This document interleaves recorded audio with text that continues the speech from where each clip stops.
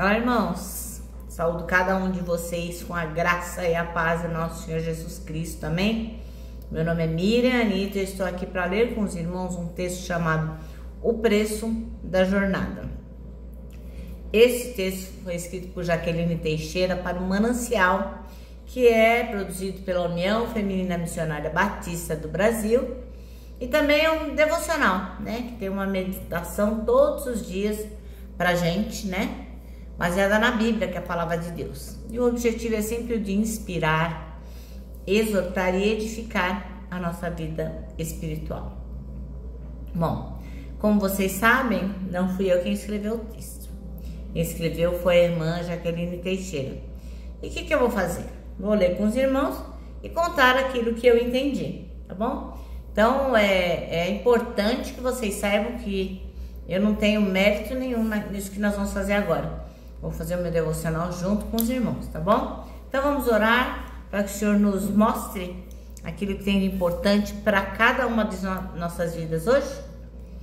Senhor Jesus, nós te agradecemos o privilégio de estarmos aqui juntos, de termos acesso à internet, de podermos pegar a Bíblia. Oh, Pai, que nós possamos valorizar essas coisas. E, Senhor, nós pedimos também que Tu nos mostres a importância de saber o preço da jornada. Tudo aquilo que a gente faz tem um preço, né? Que a gente saiba o preço e que a gente entenda se quer ou não pagar. Obrigada, Senhor. Ensina-nos em Teu nome que pedimos. Amém. Bom, irmãos, então vamos lá. O preço da jornada. A nossa porção bíblica está em Juízes, capítulo 16. Pega aí sua Bíblia, que eu vou esperar aí um pouquinho. Juízes 16. A gente vai ler bastantes versículos. Então é melhor que você pegue sua Bíblia para a gente poder ler juntinho, tá bom? Juízes fica logo depois ali de Josué. E nós vamos ler então o capítulo 16, a partir do verso 4. Quando a gente vai falar de Sansão e Dalila. A maioria das pessoas, mesmo que não tenha intimidade com a palavra de Deus, conhece a história de Sansão e Dalila, né? Então, como eu sei que tem muitos irmãos que estão aqui vendo com a gente, que não leram ainda na Bíblia, viram em filme e tal, mas não viram na Bíblia, vai ter o privilégio agora de ler juntamente comigo, tá bom? Então, vamos lá? Sansão e Dalila. Algum tempo depois, Sansão se apaixonou por uma mulher chamada Dalila, que morava no vale de Soreque. Os governantes dos filisteus foram ver e disseram: seduza Sansão para que ele diga o que o torna tão forte e como podemos dominá-lo e amarrá-lo sem que consiga se soltar.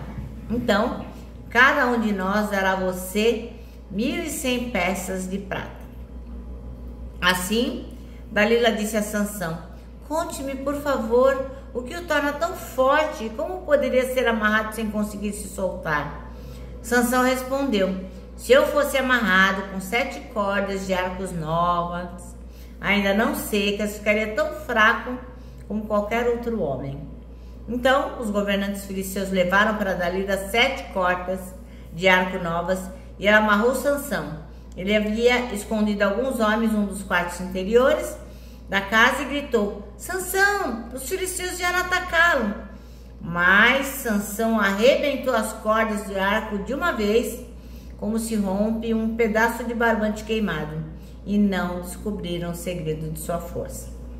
Mais tarde, Dalila disse a Sansão: você zombou de mim e mentiu. Agora conte-me, por favor, como poderia ser amarrado? Sansão respondeu: se eu fosse amarrado firmemente com cordas novas em folha que nunca foram usadas, ficariam tão fraco como qualquer outro homem. Assim, Dalila pegou cordas novas e amarrou com elas. Os homens estavam escondidos no quarto interior como antes. E de novo, Dalila gritou: Sansão, os filisteus vieram atacá-lo. Mais uma vez, porém, Sansão arrebentou as cordas em seus braços como se fossem fios. Então Dalila disse: você zombou de mim e mentiu. Agora conte-me, por favor, como poderia ser amarrado?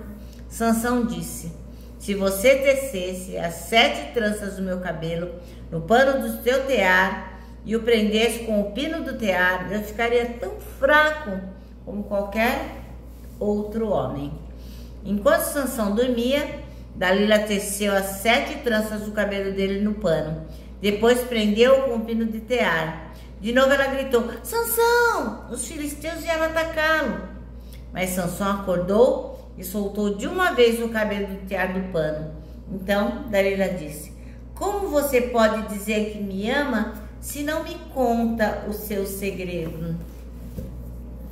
Zombou de mim 3 vezes e ainda não me disse o que torna tão forte. Todos os dias ela atormentava com a sua importunação, até que ele não suportou mais.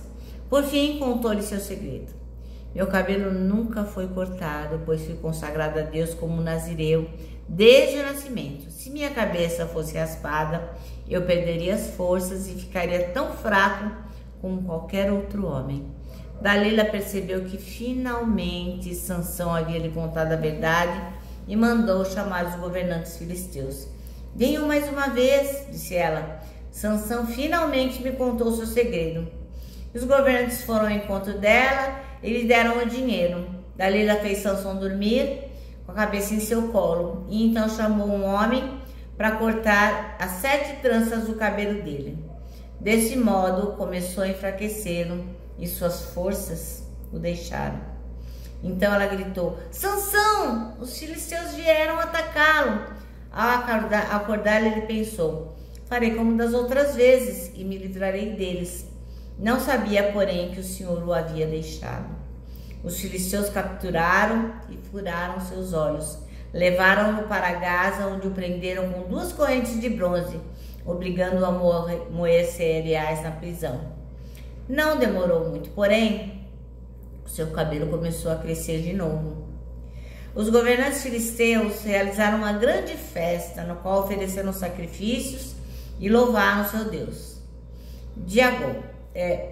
Louvaram seu Deus Dagom. Nosso Deus nos deu a vitória sobre nosso inimigo Sansão, diziam eles. Ao ver Sansão, o povo louvou seu Deus. Nosso Deus nos entregou ao nosso inimigo, diziam. Aquele que destruía a nossa terra e matou muitos de nós agora está em nosso poder. A essa altura já estavam muito bêbados e começaram a gritar: traga Sansão para que nos divirta. E assim trouxeram Sansão da prisão para diverti-los e o fizeram ficar em pé entre as 2 colunas que sustentavam o teto. Sansão disse ao jovem servo que o guiava pela mão: ponha minha mão nas 2 colunas que sustentam o templo. Quero me apoiar nelas. O templo estava lotado. Todos os governantes filisteus estavam presentes e havia cerca de 3.000 homens e mulheres na cobertura vendo Sansão e se divertindo às custas dele. Então Sansão orou ao Senhor: soberano Senhor, lembra de mim novamente. Por favor, ó Deus, fortalece-me só mais uma vez. Permita que com um só golpe eu me vingue dos filisteus pela perda dos meus 2 olhos. Então Sansão se apoiou nas colunas centrais que sustentavam o templo, empurrou-as com as 2 mãos e exclamou: que eu morra com os filisteus. E o templo desabou sobre os governantes filisteus e sobre todo o povo. Assim, Sansão matou mais pessoas quando morreu do que em toda a sua vida. Mais tarde, seus irmãos e outros parentes desceram para buscar o corpo. Eles o levaram de volta para casa e o sepultaram entre Zorá e Estaol, onde seu pai Manoá estava enterrado. Sansão julgou Israel durante 20 anos. Eu acho tão triste essa história, né, irmãos? Como é triste quando Deus deixa a gente à mercê das nossas maluquices, né? Bom, a irmã Jaqueline Teixeira, ela escolheu o versículo 28, que diz: então Sansão clamou ao Senhor e disse: Senhor Deus, eu peço-te que te lembres de mim e fortalece-me agora só desta vez. Ó Deus, para que de uma vez me vingue dos filisteus pelos meus 2 olhos. Bom, irmãos, as escolhas que o irmão Sansão fez revelaram o quê? Uma total falta de compromisso com o voto narizeu. O voto nazireu, desculpem. Por quê? Os nazireus, eles eram separados para Deus, né? Eram pessoas que eram separadas, santificadas para Deus. Então, Sansão fez um voto e ele era nazireu. E aí, ele tinha uma missão, que era o quê? De julgar o povo. Ele julgava o povo em nome do Senhor. Então, Sansão, o irmão Sansão não era pouca porcaria, não. Ele era, ó, top na linhagem ali. E ele julgava o povo, julgou 20 anos, né, irmãos? Então, ele tinha uma grande responsabilidade. Mas o que acontece? Ele era uma pessoa que acabava sendo seduzido, levado pelas suas emoções. Isso nunca é bom, né? Sempre dá ruim quando a gente faz as coisas na hora, assim, que dá na cabeça. Então, quando Sansão foi capturado pelos filisteus, o que aconteceu? Era a hora da colheita, né? Então, ele teve uma vida inconsequente e acabou tendo uma colheita muito ruim. O Espírito do Senhor, o que ele fez? Ele saiu, ele se retirou de Sansão. E o que sobrou dele foi o quê? Um homem devastado pelas más escolhas, fraco, sozinho, cego, humilhado, escravizado e na prisão. Olha que situação, né? Porque quando fala assim, a força estava no cabelo de Sansão, na verdade, a força estava com o Senhor, né? Ele era nazireu. Quando ele abriu mão das coisas do Senhor e o Senhor o deixou, não sobrou nada, porque nós sem Deus, o que a gente é? Nada, né, irmãos? Aí o que acontece? Quando ele já estava lá no bico do corvo, já nos momentos finais da sua vida, o que ele fez? A melhor coisa que qualquer ser humano poderia fazer. Ele orou, ele clamou, ele pediu misericórdia. E Deus fez o quê? Ouviu a oração de Sansão. E ele teve as forças retomadas e acabou derrotando mais uma vez os filisteus.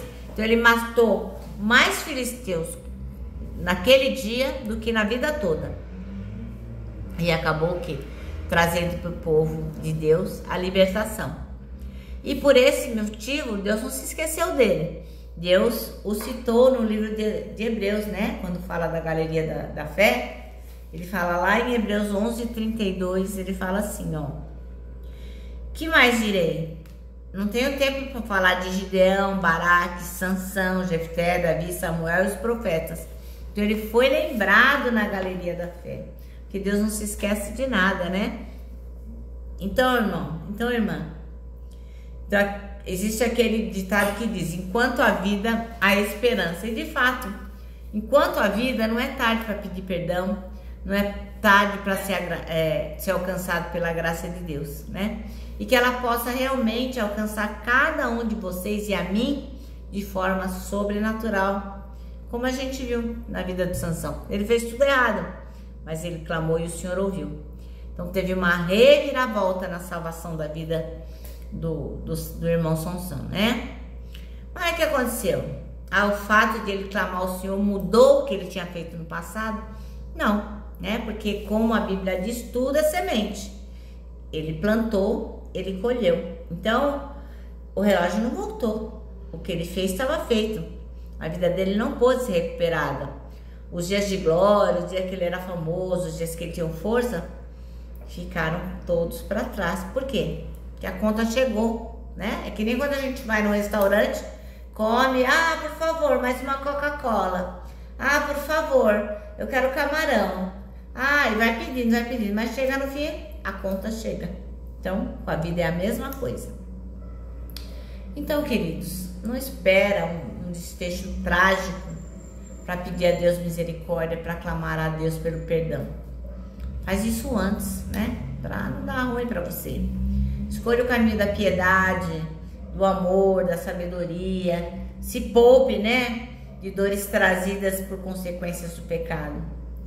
Mas, se você acha que, mas para mim, já é tarde demais, fiz coisa errada demais, tudo está perdido. Para com isso. E começa a olhar para Jesus Cristo, que é Ele que vai te dar a salvação. Lembre-se de Sansão. O que ele fez? Quando ele reconheceu o pecado dele e viu que estava perdido, ele pediu ao Senhor o quê? Misericórdia. É isso que nós temos que fazer. Olhar para o exemplo de Sansão, apegar-se ao Senhor e pedir misericórdia. E então, lembra disso. Apesar de tudo que já passou, a gente tem uma eternidade para viver com Jesus. Amém? Bom, irmãos, então, nosso manancial acaba assim, ó. Vale a pena caminhar com Deus.